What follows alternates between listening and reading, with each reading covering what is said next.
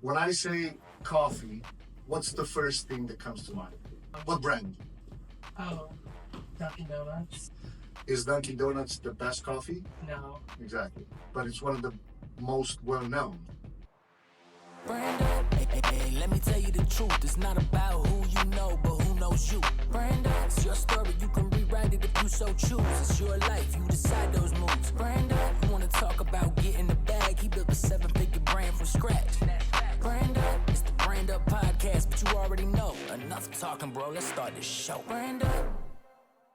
You see what I mean? So while it matters a lot to make sure that you become great at delivering the service and making sure that the customers are happy and whatnot, it's equally, or actually in my opinion, even 70% more important to make sure that you know how to become known, right? Are you familiar with the know and trust factor? So in order for someone to buy from you, they first need to know you. Then once a number of people know you, they'll like you from a business standpoint, right? I'm not talking personal. I mean, personal too. But no, like and trust. So, a number of people will have to know you, have to find out about you through social, through word of mouth, through foot traffic, right? All kinds of different things. We'll talk about that. Then from there, some people will like you, some people will not. That's totally fine. You're never going to be able to have everybody happy. And then a number of people from the crowd will trust you enough to give you money to become your client, right? So that's pretty much, in a nutshell, the know, like, and trust factor.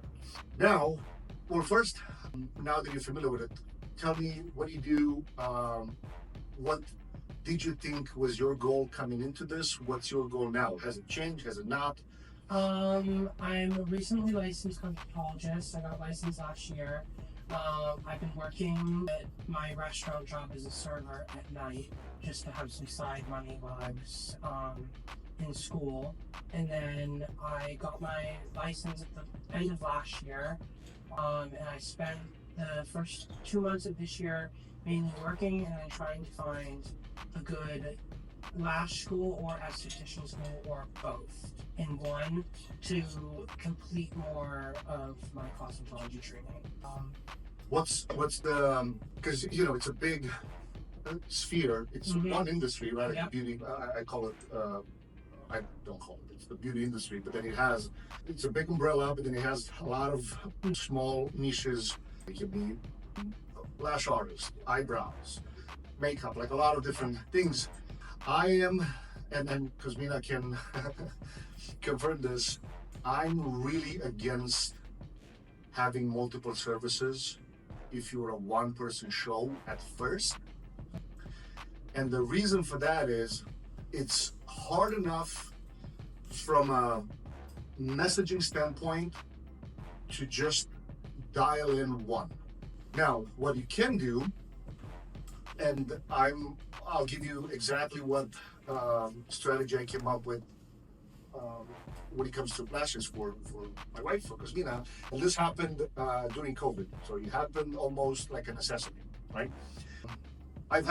So my first business was a moving and storage company. I've acquired 3-4 moving companies that I merged into one.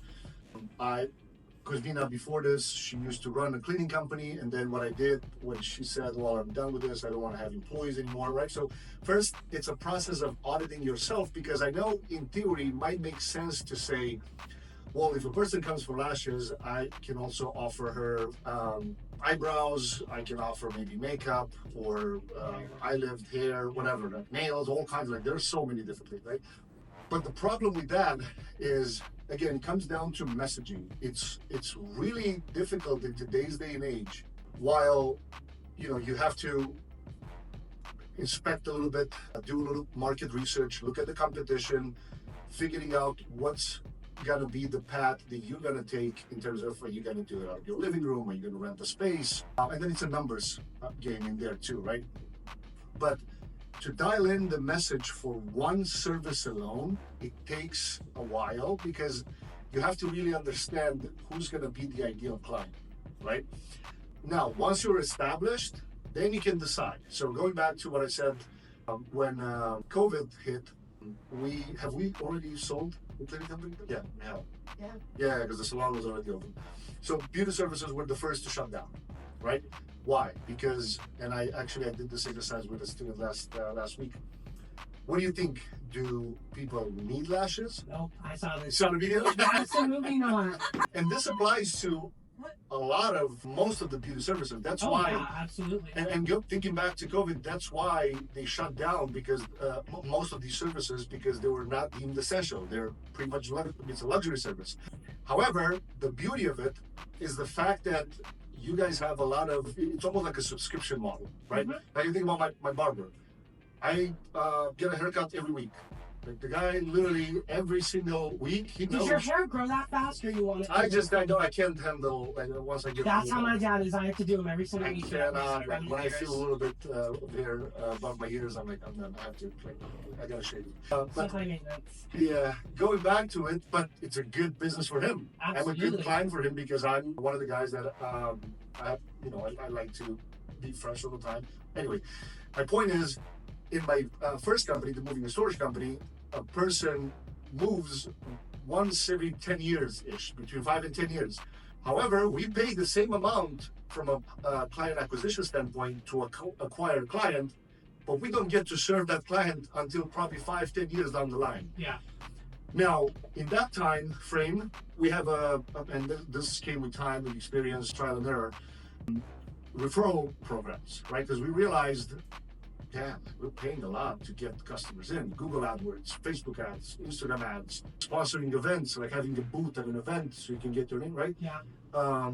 The problem was we realized 2-3 years down the line, we were just having to shop for new clients. Mm-hmm.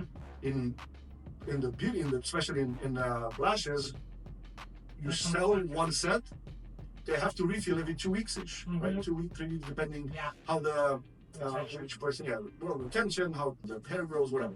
So that's a beautiful thing. You acquire a client once, as long as you do a great job to serve the person, to make it happy.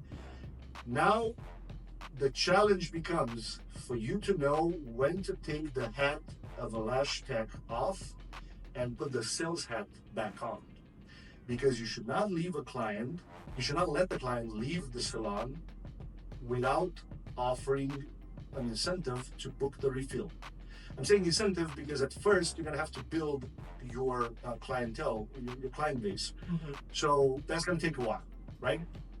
But you should not, you have to understand, being able to master sales. And I know when I say sales, typically 90% of us would think of car dealership salespeople that are like salesy and like hard, But no, in this case, if you're doing a great job, you're doing a disservice to the client if you're not offering a refill, because somebody else might end up exactly, and that person might not do a better job than you. So why not offer that, right? Mm-hmm.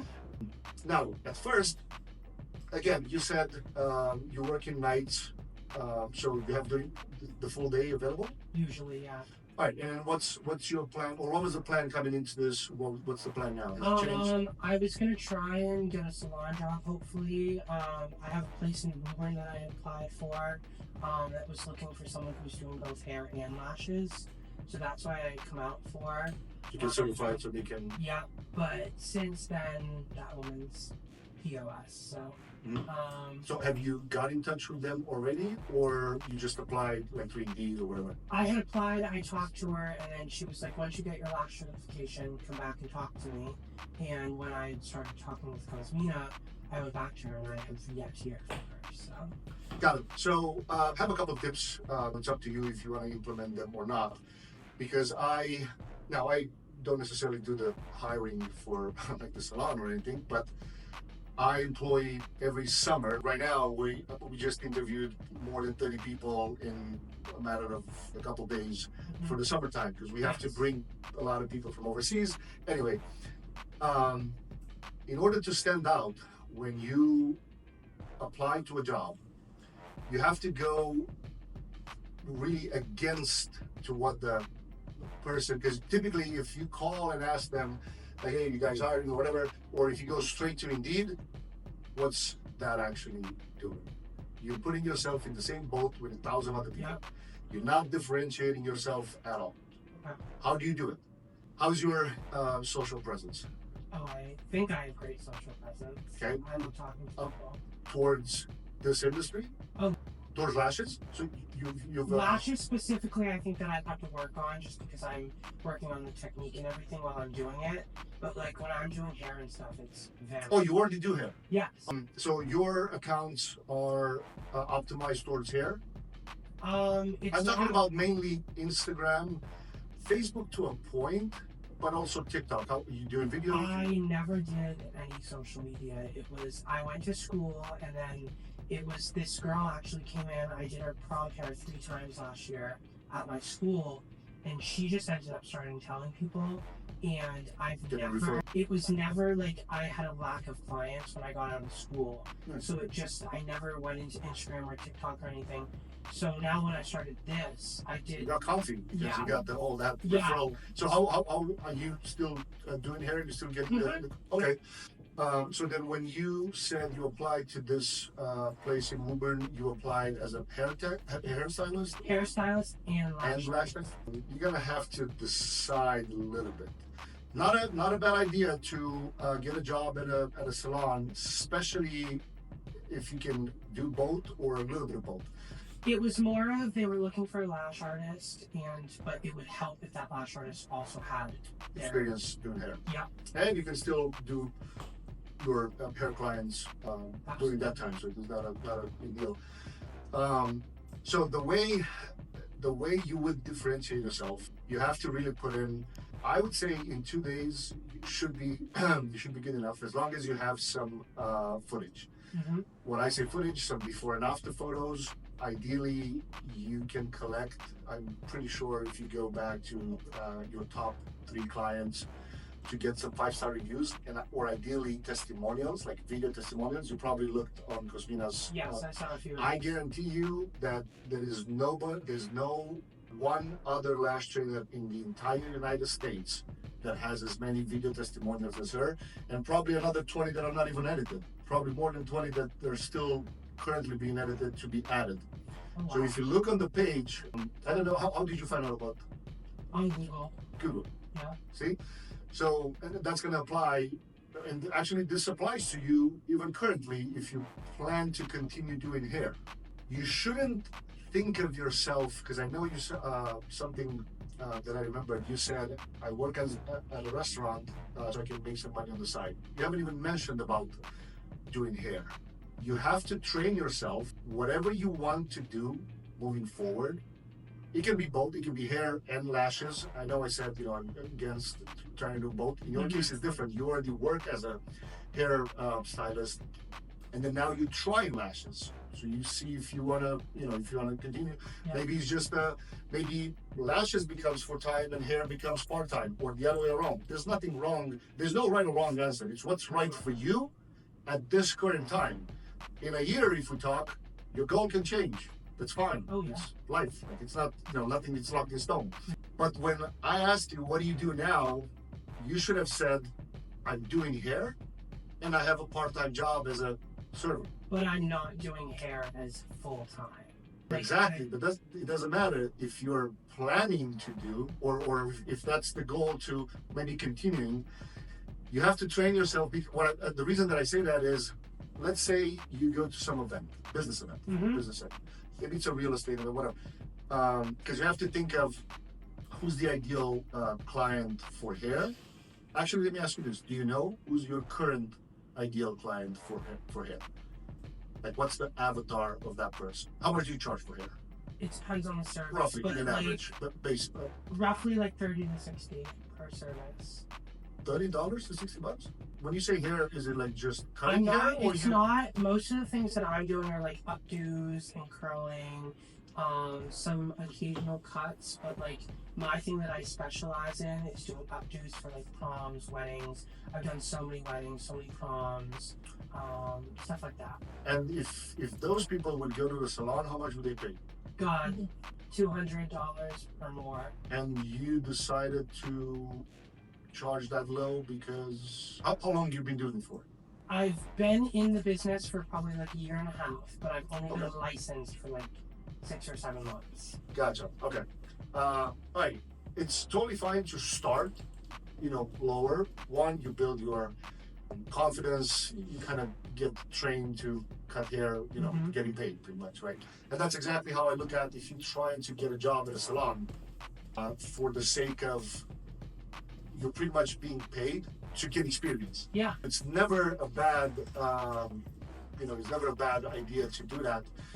And on top, it really depends what kind of NDA they will make you sign in terms of, or not to compete, not NDA, like not to compete, meaning when you leave from there, they might make you sign, even though in Massachusetts now the law has changed. So if you are being told by one of the salons, hey, you have to sign these not to compete agreements, that means they know that you can leave at any point in time. And typically when a great hairstylist / tech, whatever, leaves from a salon, they typically leave with the entire clientele with them. Yeah. So, I've seen it happen. they know about that. Now, I'm not saying to do that, like to have that in the back of your mind, like to make that the goal, because it's not, karma sucks. Because you think like, hey, what if you become big and you have a salon and then, you get hit with the same thing. However, you can be upfront and tell them, hey, you'll feel the vibe, you'll understand, so don't take everything that I say like fully, all right, I'm going to do this. You'll feel the vibe, so you'll know if they would feel comfortable, you already having clients. But if I'm a salon owner and you tell me that you already have a clientele and you might even bring some of that clientele there, now you have 70-80% over what any other person that applies there has. Because most people would never think to even mention that, right? Because you come as a self-employed pretty much, that already has client. Now, you're not saying that, hey, I bring 1,000 clients, but you can say, hey, I have a client, I have a client base of, you can even print a PDF with the list of, let's say, not full names, maybe just first name, and then you show, hey, so typically I do, don't mention prices, obviously, but I do this kind of service. I have about 30 constant returners that are coming every, once every 3 weeks or once every month or whatever. But that's when you get face to face with them. Typically, first you have to kind of break the barrier. So how do you differentiate yourself? You can apply on Indeed, it's fine. But the one thing, I can't remember exactly, it's been a couple of years when I learned this, is one, how do you feel with video? You comfortable on camera, talking, saying? No. No? Well, you have to. You have to in order to, and again, at first, you don't necessarily have to be on camera. Typically, what people are afraid of or feel uncomfortable, because it feels awkward to look at the camera, right? Like, we've been recording for the last 20 minutes. I haven't looked at the camera once, right? So take the same approach. Print, go to chat. You familiar with ChatGPT, I'm assuming? ChatGPT? Yeah.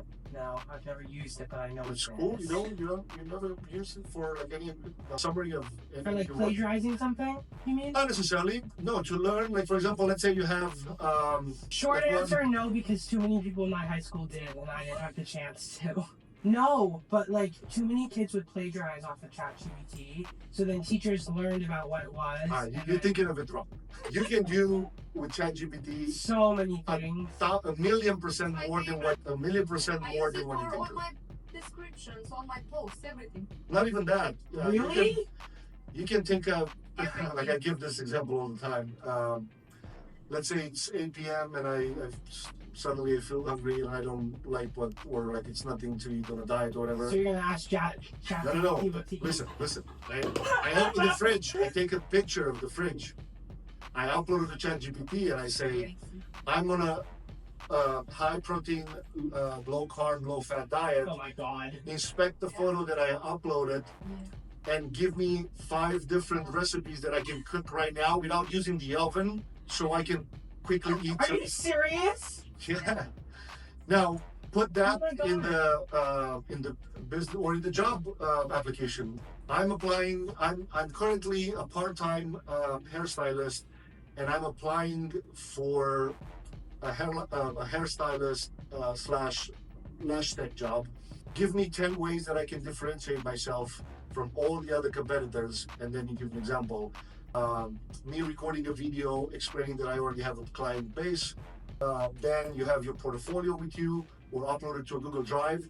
And on top of that, and the third tip would be contact the salon Instagram page. Okay.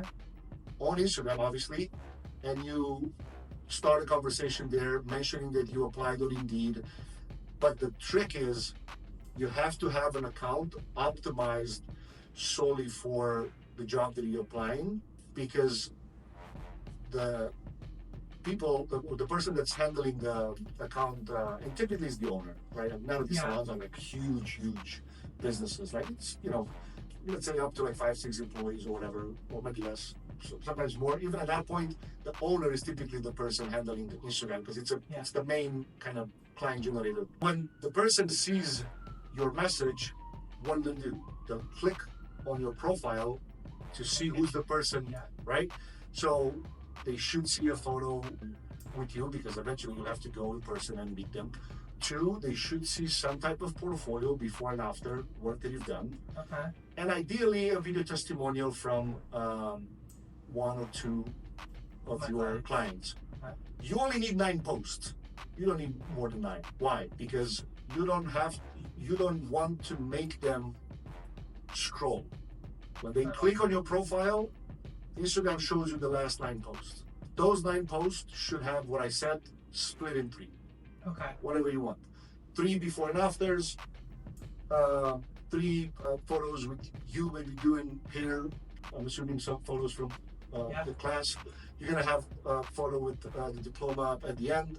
Boom, like right there, it's like all together. Now you just need a testimonial. You call a couple of your former clients or active clients. Yeah. Ask for a video testimonial. Tell them, hey, next time you come in, you'll get a $10 discount if you do that, because you only need 2. Yeah. Because Mina's actual lash business was built on 2 video testimonials. Those 2, we start running them as ads on Facebook. We did a Facebook ad first. Instagram was kind of hitting, but it was hitting for a while worse than Facebook from a percentage. And the reason for that is, when we talked about who's the ideal avatar, right? That's why I asked you, who's the ideal avatar for you? Lashes are not cheap, right? No. Let's assume $200 for a set. To make the numbers easy, 120, 150, or let's say 100 for the refill. That's $300 just for a first-time application and the first 2 weeks of. So in a month, that person will pay $400, right? 200 for the first time, 2 refills. It's $400 to make the numbers easy.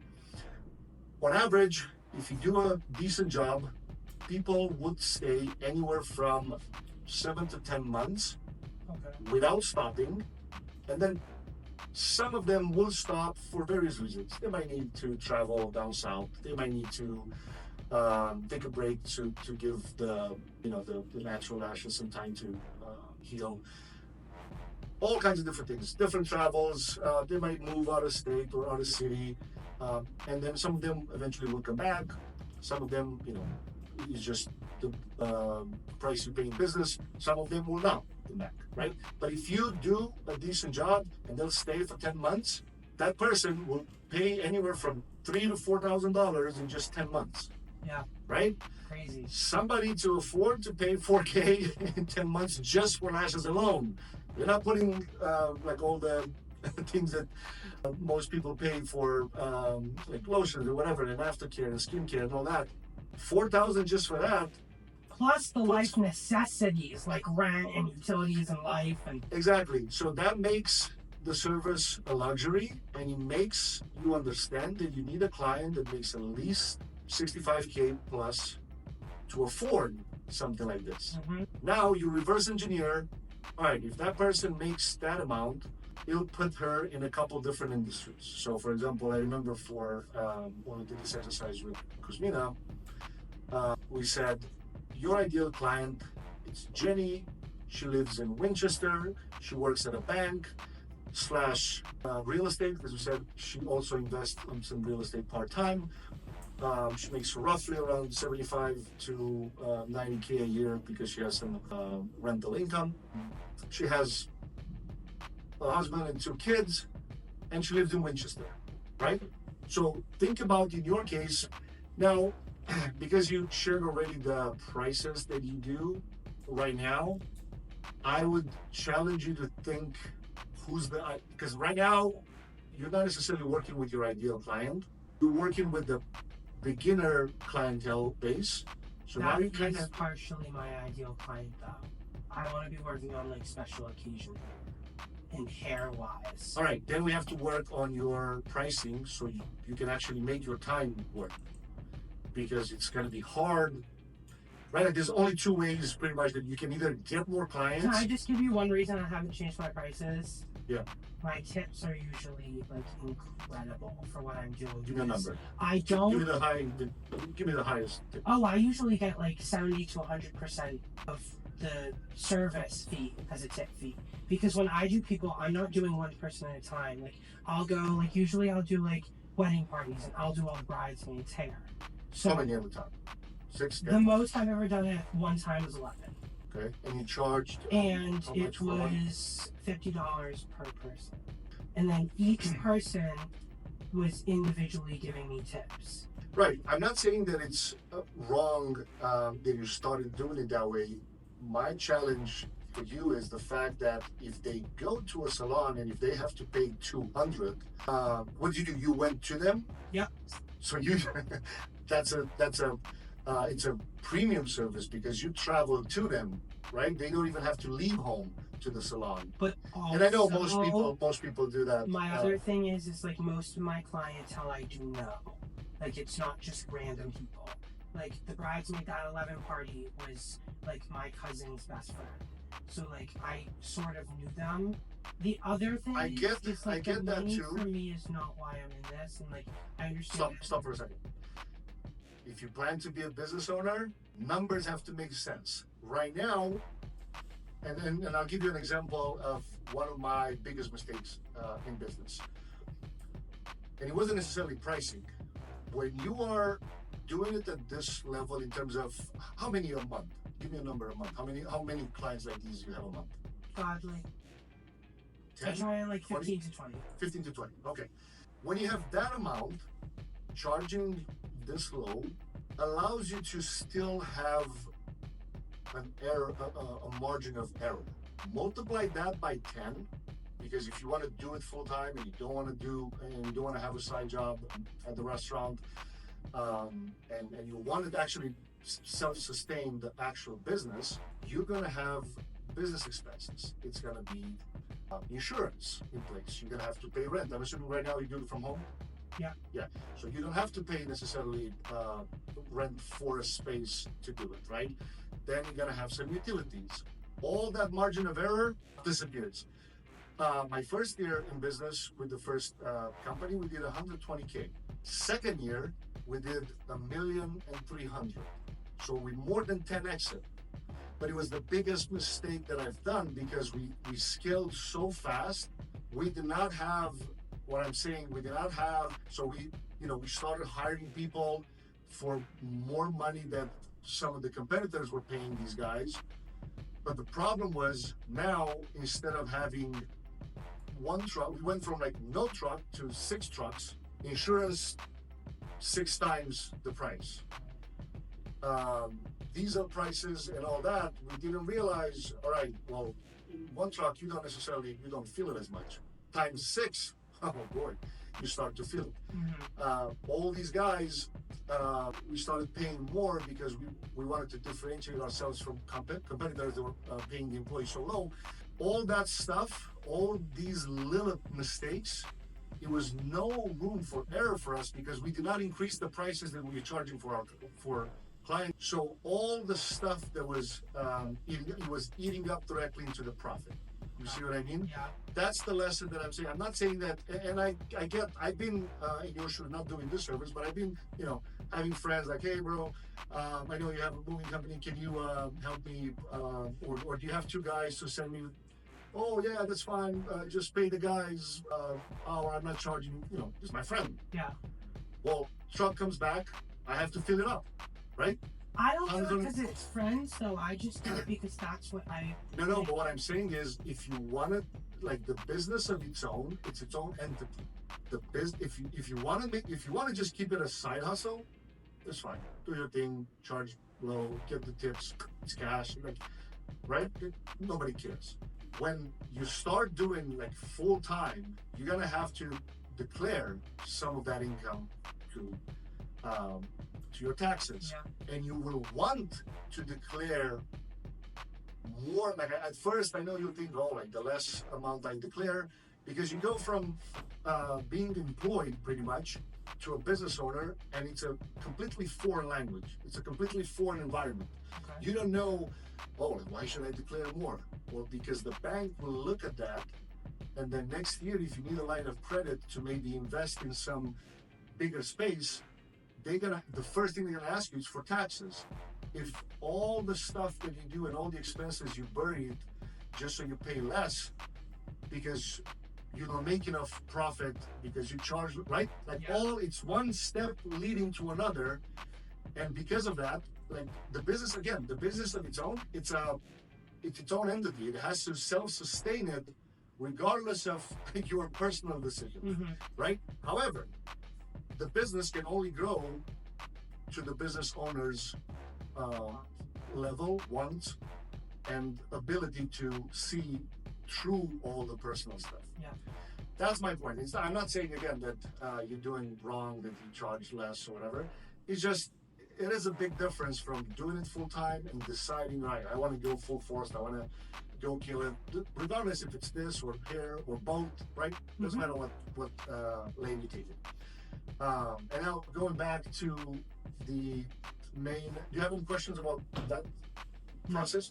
Because again, I know you gave me some valid points, but I rebutted with some more valid points because I've been in your shoes from the standpoint of treating it as a side hustle, and then once I realized like, oh crap, it's like 20 employees and in your case won't even be employees. It'll be just.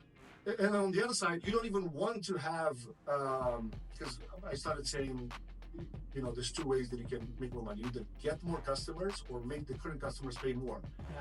To a certain point, you'll be fine just adding more in your calendar, but eventually you'll burn out because it'll be just like constant, when at first, when you work with people that it's one thing because you don't have to sell, they pretty much come sold. If your cousin calls 6 people and they recommend your services, you don't have to sell. It's referrals come sold.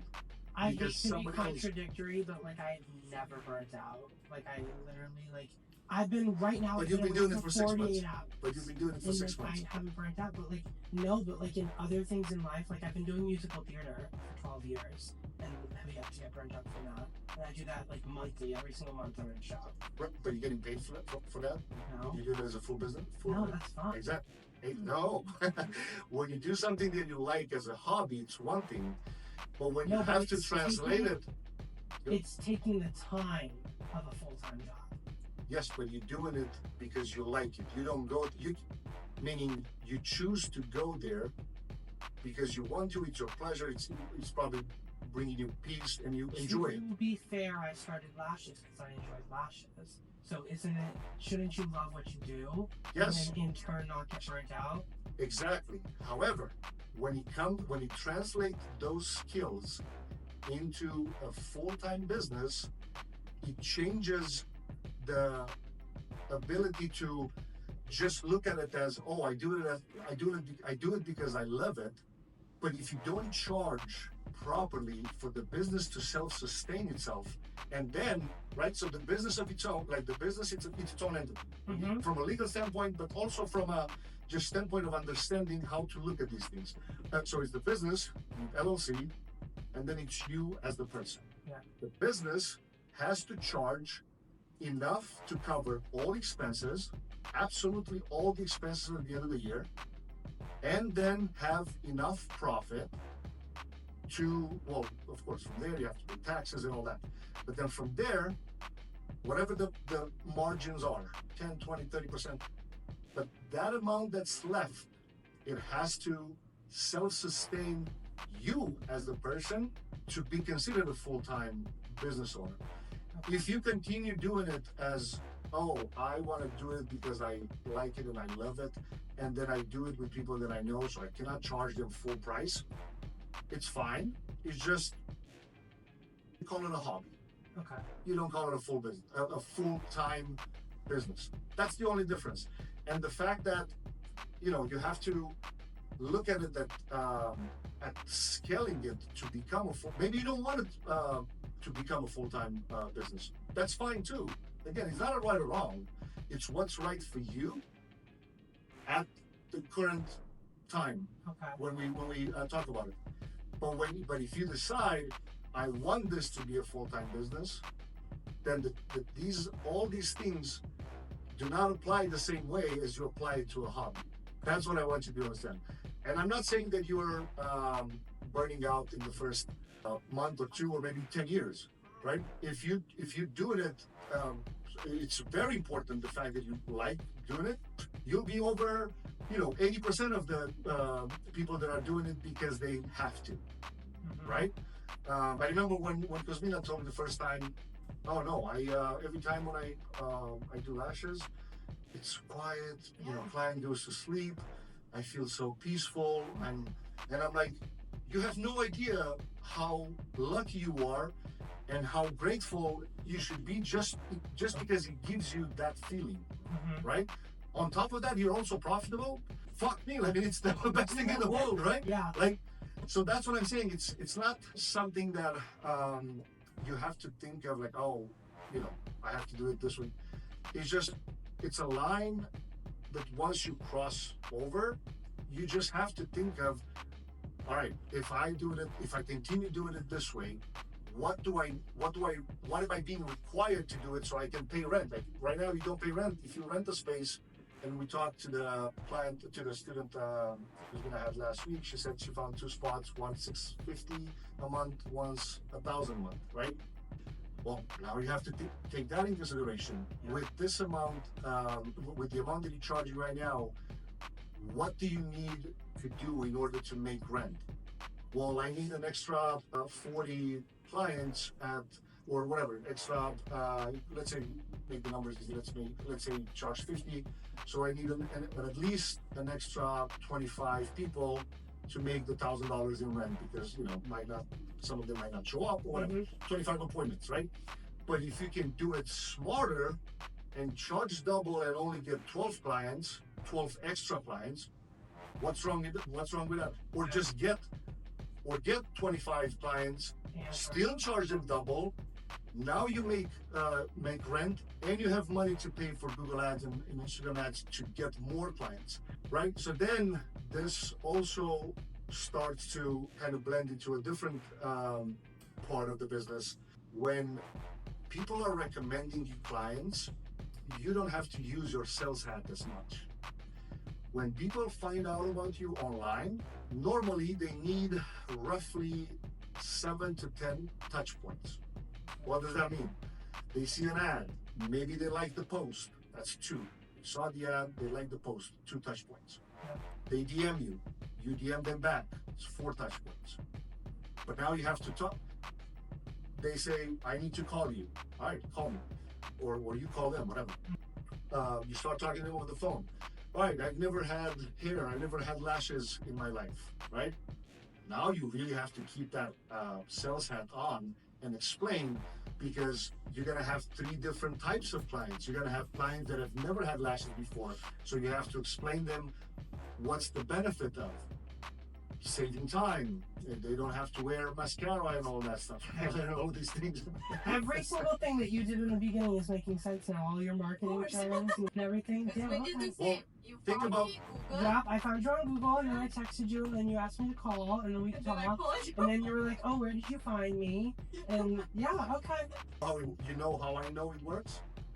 Because she was. No, you're That's standing even there. here. Ah, okay, I get it. So do you have a background in marketing and No, business? I have a marketing. I have a background in of 10 years of actually doing marketing for my not 10, 8 years. So the whole reason that I just got passionate about it.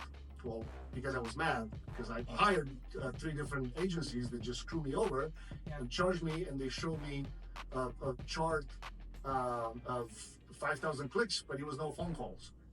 And like, you motherfucker, like I don't care about you showing me clicks. Show me the lead. I need the phone to ring so I can sell. Mm-hmm. I got no. And then I realized, I mean, these fuckers can just show me whatever they want, and I would never be able to understand because I know nothing about this world. So I said, all right, I'm not doing this anymore. And then I started to actually buy courses and look into it. And then we had a little bit of an immigration issue that we had to travel back to Romania, where we were originally from, for like 6 or 7 months. And at that point, I was able, I was removed completely from the business.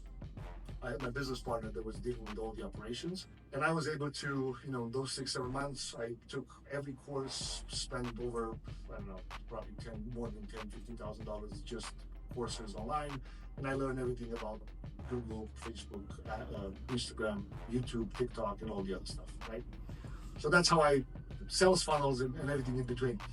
So, and then from there, I applied it, grew the company even more.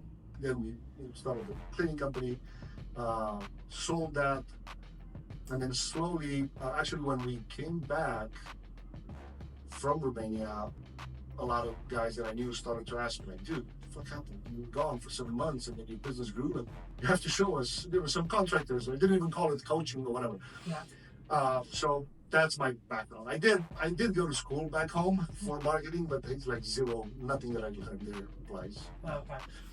So, what was the thing that clicked the most in what I said so far? The touch points. Touch points? Yeah. So, a touch point can be an online touch point, or a phone call, or because we are even to this day has people that come to the door, knock on the door, and Yeah, say, someone came during my model now. Yeah. So. ask about the training. No, but there are people that come and knock at the door and ask, okay, can I ask you questions about how you have to schedule time to. Yeah. But, that's a foot traffic type of touch points. Mm-hmm. And then talking about foot traffic, you can see how, doesn't matter that Dunkin' Donuts is next door and more than 1,000 people every day stop by. Yeah. You probably have 1 customers in 5 years since you're here. If that, maybe 2, Yeah. right? Wrong foot traffic. Yeah. That's the same way that happens online if you run the wrong campaign, or if you run the right campaign to the wrong type of people. Okay. So that's where the customer avatar comes in place, right? When I said, the reason that we choose Jenny, she was 40 years old, living in Melrose. Winchester. You remember? Yeah. Winchester. He lives one thing. Oh, you do? Yep. I sold a house in Melrose last Yep. time. You told me. We talked about it. We talked about everything. So going back to the avatar, it's important to know, because you're at the stage now where you mostly work with referrals, right? Mhm. So it comes a time when you will have, again, let's assume you want this to become a full-time thing. And this, let's assume we talk about last year. Let's don't even talk about it here, right? It comes a point where you'll say, well, I want to charge a little more. When is the right time to raise your prices? When you're actually booked up. You cannot just out of the blue, boom, charge what the most luxurious salon in Boston charges, right? Yeah. It's always a debate, right? One, how comfortable and confident you are in your ability to provide a great service, number one.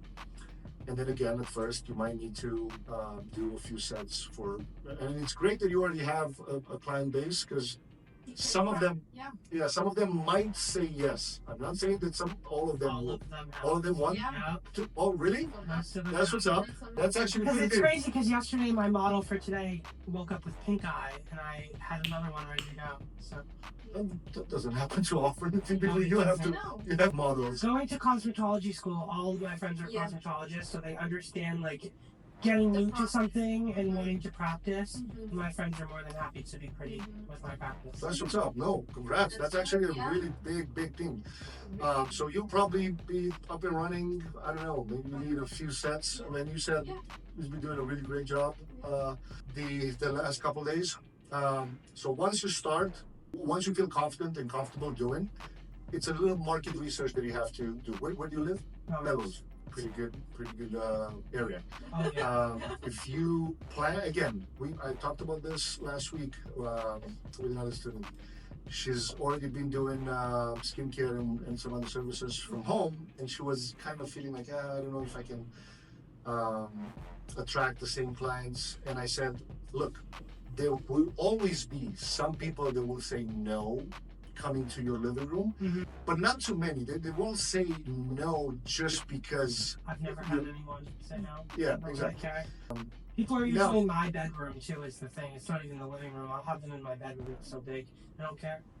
My Yeah, no, parents and care especially if about you. it. Yeah, no. So what I'm getting to most of the times, and I want to make sure we're on the same page. I mainly talk about when you start getting clients online, not the current. Obviously, you have built great trust with the current clientele that you already have, right? So that's one. That's great. Yeah. Two, that's gonna be perfect because you're gonna start getting testimonials like That. quick. Even if you do a set for free, ask them for a 5-star testimonial. Do you have a Google page already? No. You need that. Okay. Google Maps listing for this kind of business, it's more important than an Instagram page, Okay. at least at the beginning. Why? When you need any kind of service, let's assume you don't know somebody. You go to Google. I mean, Like you. you went to Google, but you Yeah. searched for lash trainer. Why didn't you go to YouTube, right? Why Yeah. didn't you go to Pinterest, Instagram. right? Instagram. Well, recently, Instagram, I showed you on a lot of new videos, they start to understand what the video is about, and they create an AI question topic. Insane. Like, I've seen it in the last 3 weeks. Crazy powerful. However, I don't want to complicate this too much. The 3 platforms that you will need to get started as a lash tech, and this was the exact same conversation that I had with the last week's student, because she was doing esthetician services. And I saw her Instagram. It was pretty. Yeah, and expensive, she does a great job with. Well, her thing was all her videos were in Spanish, and I asked, "Are you trying to attract a Spanish based clientele?" And she was like, "No, I want to attract an American clientele." I'm like, "Well, guess what? You're gonna have to do your videos in English, Yeah. or at least do the captions in English at first until." But her English was completely fine for videos. It's just she felt she's surrounded by a Spanish community that just always throws rocks at her, like, "Oh, well, now you're gonna talk in English," and what? Like it's the worst. It's the worst to be so. Yeah, like a lot of times, people, you have all your friends from high school or college or whatever on Instagram. You follow each other on Instagram and Facebook, and if you post something, you're afraid that they'll see it, and then now they're making fun of you or whatever. It's like once you become and you want to do this full time, all your socials become business. Yeah. It's just like there's no other way around it. Like, because one, it's the biggest billboard and it's for free. You post something and it's free. Yeah. Right? Now some of the videos will do well, some of them won't. But the ones that will do well, that's an indication that the platform understood what the video is about and they know who to put it in front of. And that's the video that you want to click boost or to run an actual advertising campaign, both Facebook and Instagram. Now, Facebook, if your ideal client is 35 plus, if it's 30, if it's below 30 years old. It's one of those things. You should still integrate a Facebook page with the Instagram account, because once you post something on Instagram, it automatically posts on Facebook. So why not? I mean, it's free traffic. At the end of the day, you want as much free traffic as you can get first. But the 3 platforms that you need is, you need a Google Maps. You can write this down, or the video will be sent to you. The Google Maps page or listing. It used to be called Google My Business Profile. They change it every year. Now I just make things easy for everybody, and I call it the Google Maps listing. When you see a business listed on Google Maps, that's what I'm talking about. You need a Gmail account, as old as possible, ideally. I've got one from 2012. It's gonna get approved, most likely on the spot. Now, optimize the hell out of that. What do I mean?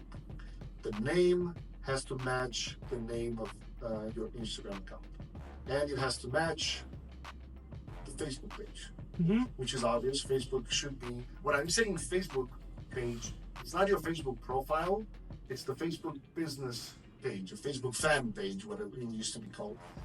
How old are you? 20. Probably don't even use Facebook, right? Do you?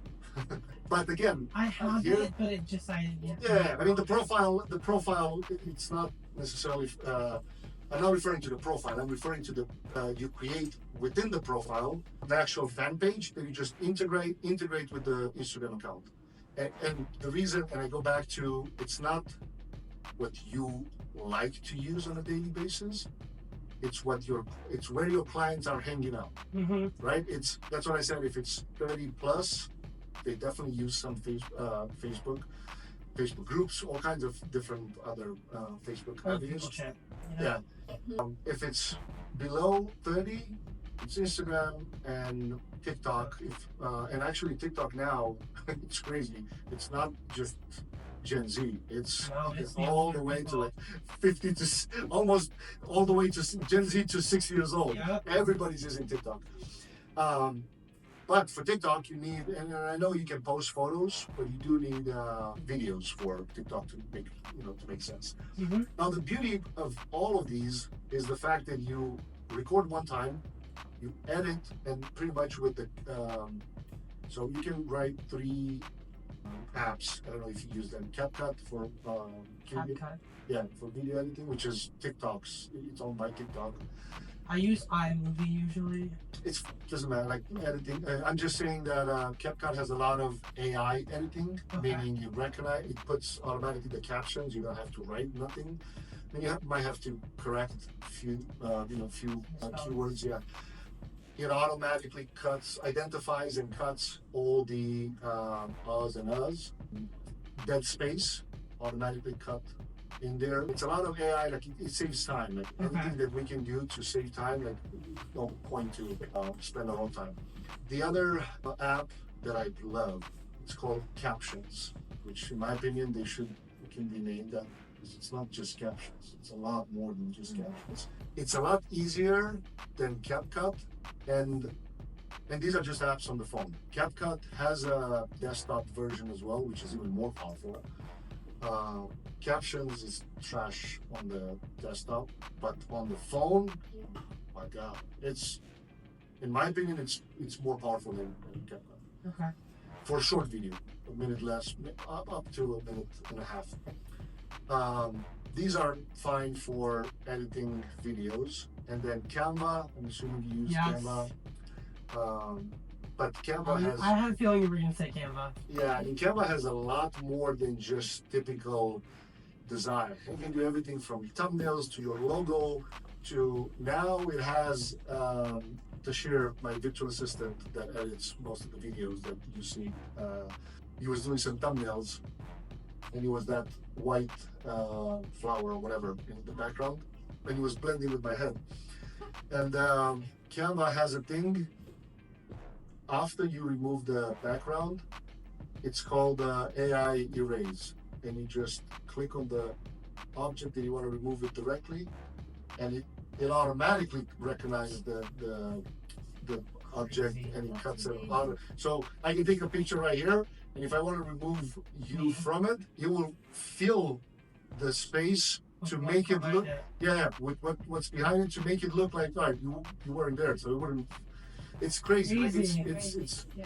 That's But good. scary. so these Easy. platforms are enough to get started, but the most important things are, like I said, Google Maps, this thing, Instagram to make it a business account, and integrated with the Facebook business page.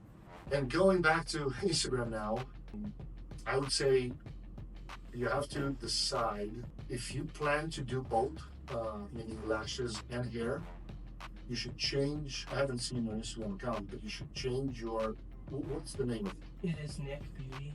Oh, actually, no underscores in the username and all that. It's literally the same exact thing as my main Instagram, but with beauty at the end of it. That's So what I did. no underscore and No, dots and all there's that. just dots in between each name. I'm assuming because he wasn't available to have the regular one. So I tried every single thing under the sun too. No, I even misspelled my name and tried to do it, and it just went. like no K, whatever. No, I tried doing N-I-C-K, but no. You still no. No. What about you put D in first in front? I didn't try any random letters. I tried numbers. Put it this way. Tell ChatGPT, my current Instagram account is nick.beauty. Yeah.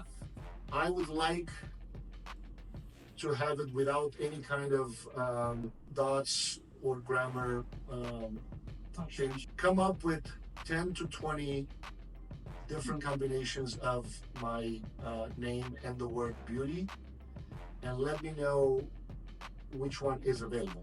And it'll give you, maybe not, depends how many times you can combine two words and make it, give it, maybe don't make it as specific. Let it think of its own. Maybe it comes up with something that it's.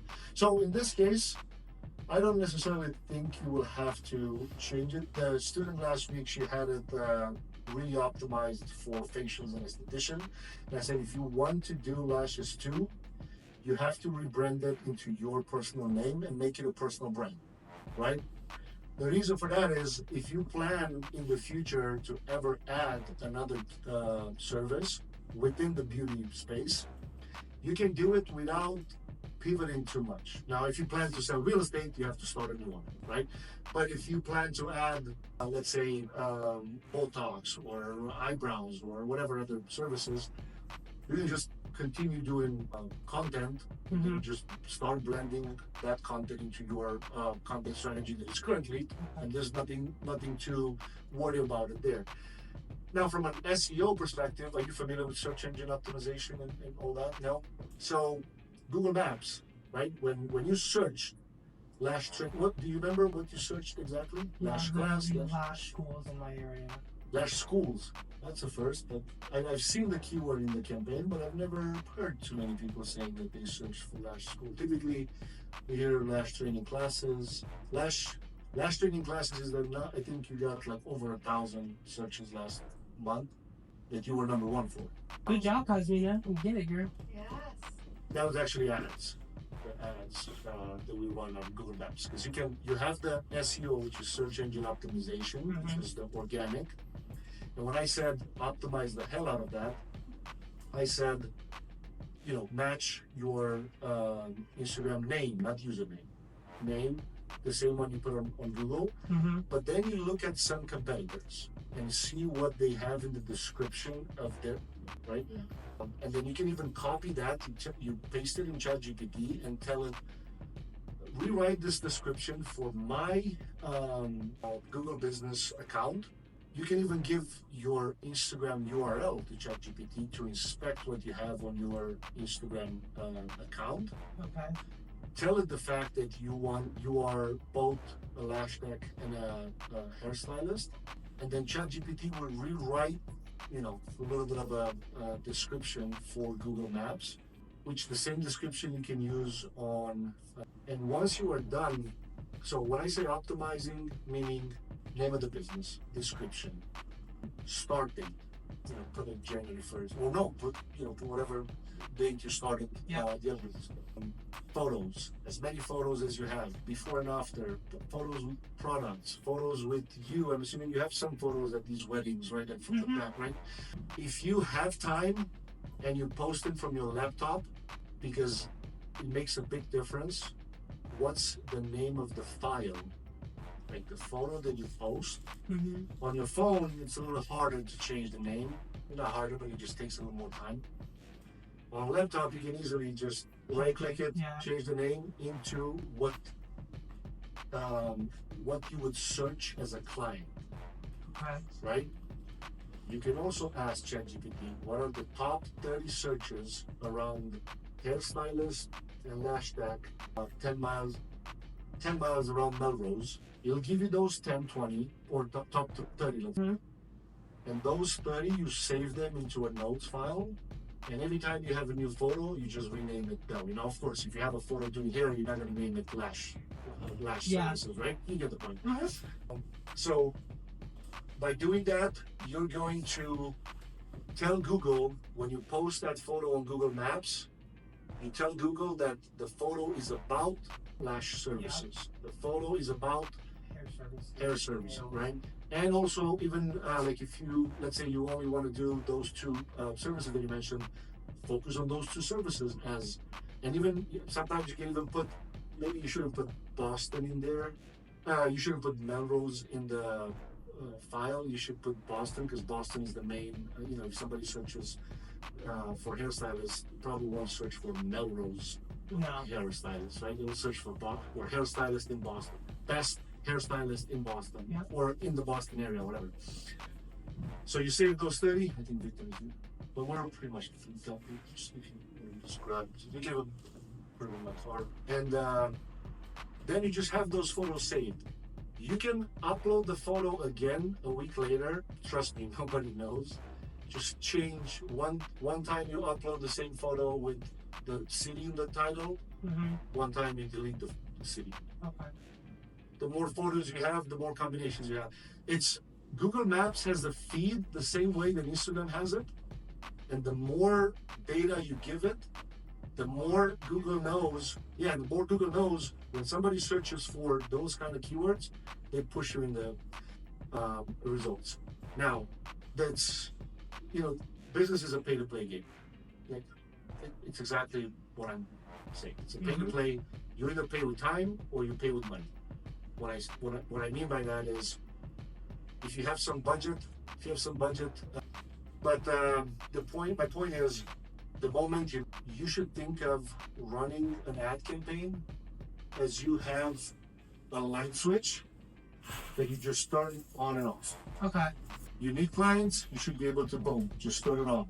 You're full, pause it.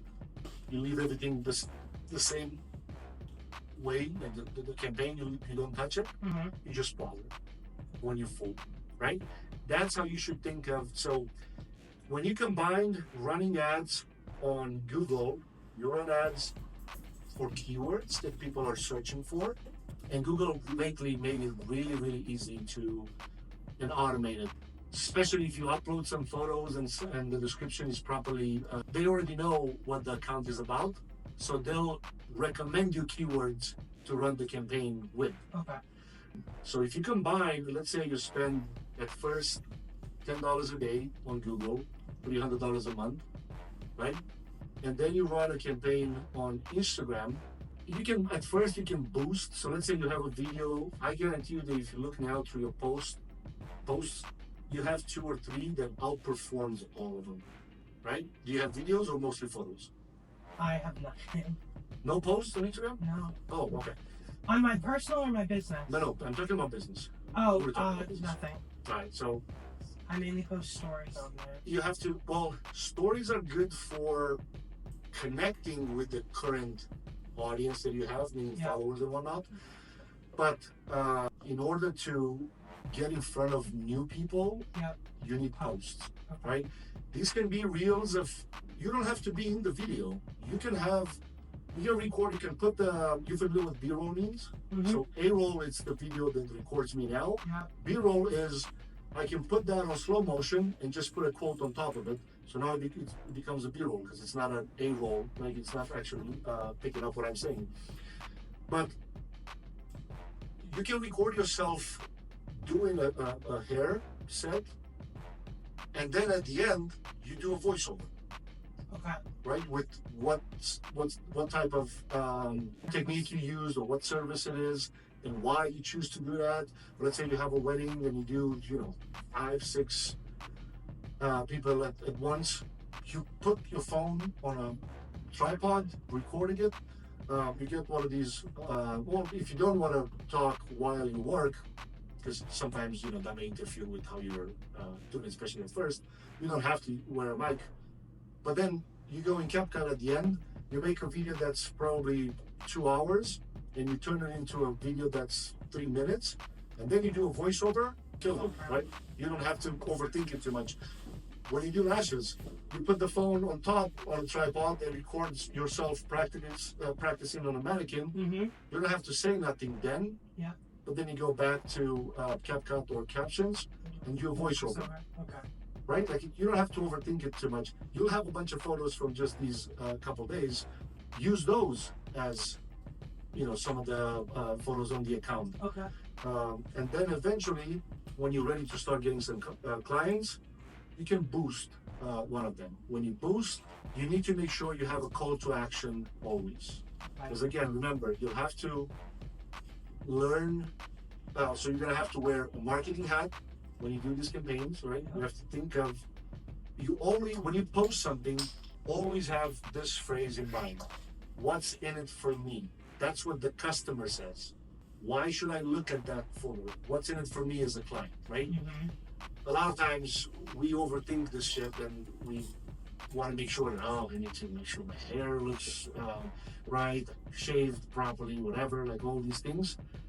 But then if you don't give enough value to what the client needs at the end of the day, the post is useless. Okay. Right? Like nobody, like the 2 types of posts that you should be focusing on is one, value building post, meaning you give them advice on aftercare, and even for hair, it's the same thing, right? Like how do you maintain your hair after you get home? And then second can be actual footage before and after, like legit you in action, nothing that you buy online photos and none of that. Like that shit worked in 2001, right? Nobody wants to see stuff that it's not you. Like they want to see who's behind the account, who's behind the person that actually does the service, right?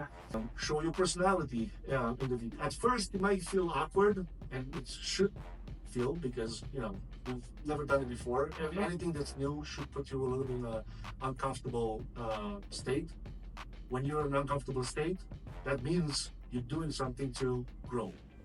So it's just a matter of the same way, like it took you some practice to do hair properly. It'll take you some practice to do lashes. Why do you think it's different when you do videos? It's the same. It's the same exact thing. It'll take practice to get better. So that's pretty much on a 30,000 foot overview, I guess. But the one thing that I need to make sure is when to take different hats on and off. So when you record content or when you actually produce it, always think, what does this bring in to my client, right? It doesn't matter if it's hair or lashes. Then you put the sales hat on when you take a phone call, when you respond to a DM, when somebody's asking you questions in the post about your, and then when you are providing the actual service, then you put the lash tech, the hairstylist hat on. But then you also have to sometimes switch to put the sales hat back to book a refill. Again, I'm talking mainly about the people that they'll come from online, not about the people that you already have, because you'll notice when you start getting leads online, you have to put a lot more effort to sell them into why you're the best, why they should do it with you and not a competitor. Because and it's the other thing is when you searched for lash trainers, did you call anybody else? I called 2 people. One person caused me to actually train, and then another one was just some random lady that never got back to me. So that was my next point. You need to make sure you take the call have a professional voicemail set up. If somebody's not, or if you're in the middle of a set or whatever service, and you're not able to call, tell them in the voicemail to text you. A lot of people have no idea that the same phone number, it's actually a text number. Some people still think that we are in 1998 where I still have a landline at my house, so. But I'm telling you, like, don't assume anything. Yep. Make it obvious. Okay. Right? Make it professional for the voicemail to sound like it's an actual business. And then from there, make sure you remember those touch points. If they called you and you haven't picked up, that's a -1. Even though the voicemail is good, whatever, they might have texted you. Make sure you text them back as soon as possible. Okay. Because it was in the middle of the training, she said what? She probably said a couple things, and then she said, I'll follow up with you as soon as I'm done. Literally 2 people just texted me about the training now. And she did follow up with you the same day? Yep. Exactly. See, that's like deliver on your promises, and when it comes to like the whole touch point, because that's how And then after you got sick. And I you was sick didn't for like a month and a half. And then I had another follow-up with you after a Yes. month, right? Yeah. And that's when you answered. Yep. Was he booked already or not? No. No, I hadn't booked. We had talked about We were- dates, and then I told her that I was going to call her back in a day or two because I had to figure out my 529 plan. And then I follow up And with her. then I ended up getting pneumonia and an upper respiratory infection all within like 2 weeks of each other. I kind of fell off the face of the earth. And then coincidentally, days after I got better, she called me again and was like, hey, seeing if you still want to do this. And I was like, yeah. I'm curious, did you watch any of the content on Instagram during that, or you were that? I was sick like, that I you were- literally, like, I couldn't move. Okay, all right. I wish I was watching No, I was just TV, I was but trying to put the touch points in. it was count. more of like the beginning, like the first day when you were just mentioning all the touch points that you think you should do. She did every single one plus probably 8. And it just like, I texted her, she got right back to me, she called me, like I even still have them and I can show you. It was like immediate.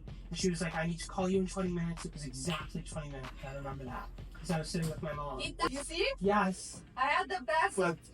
But life can go in the way, when a lot of times we talk about this.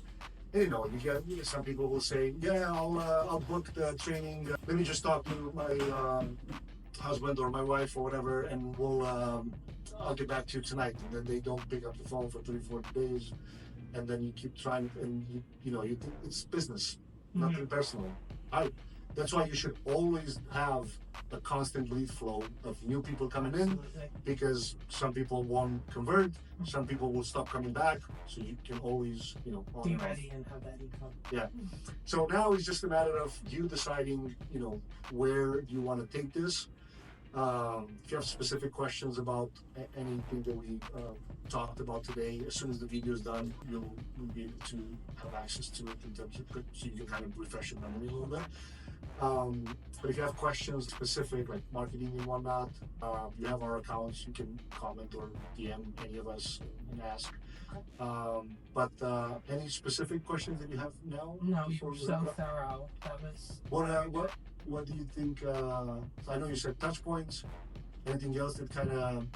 No, it's just like everything that you talked about and were telling me to do, your wife did. And it was very adamant that she did it and listened to what you said. And it's working for her. She's doing Working. Yeah, absolutely. The easiest way. I don't have to prove you that it works because you're here. Because I'm sitting in her room. So it's the same. Yeah. It's exactly what I said. It's in this the Google. The fact that you saw the Google result #1. She's #1 organically, but it depends where you search from. Yeah. Google has puts a lot of effort into proximity. Radius. Yeah, but we have 2 listings, one here and one with a Boston address on a different. Okay, so you do have 2 addresses? Because it's funny that you do say that, because the first time that I ever looked up lash schools, I was in Lynn. And Limit Lashes was the 3rd one down. Oh no, so that makes sense because if you were in Lynn, Show you the Google should show you what's close to Lynn. Yeah. No, but then when I was at home for Melrose, Limit Lashes was still the 3rd one down. It's always been the same. The academy, it's not called. It's the listing itself. It's not called Limit Lashes because it's been a long time when I created, and Google doesn't like changing the name, and it's actually showing her name. So it says Cosmina lash trainer or lash training classes or something like that, Yeah. and that's the one in Boston. So I don't know which one you necessarily. I got the Medford one. You got the Medford? Okay. It's funny because actually the one in Boston is the one that ranks pretty high. It's interesting. That the Yesterday one somebody called me from the location. they went there. No. I changed it today and I put the salon. I put the fact the salon is here. And She said, no, but I don't want the Medford one. I want the Boston one. the Boston is just the office. But yeah, so as long as like from my standpoint, the plan is pretty simple. Depending, regardless, actually, what you want it to be, full time, part time, or not. Google Maps, Instagram, and Facebook page to begin with. Okay. Google will ask you to also connect any socials that you have. So you can create a TikTok, a Pinterest, a YouTube channel just to have the links with the same name to match the Instagram. Mm-hmm. Just for Google to kind of put all of the kind of spider webs together Yeah. and understand, oh, this is not just a overnight business. This is a legit business with multiple accounts. Let's push it more in the results, right? Perfect. Brand up,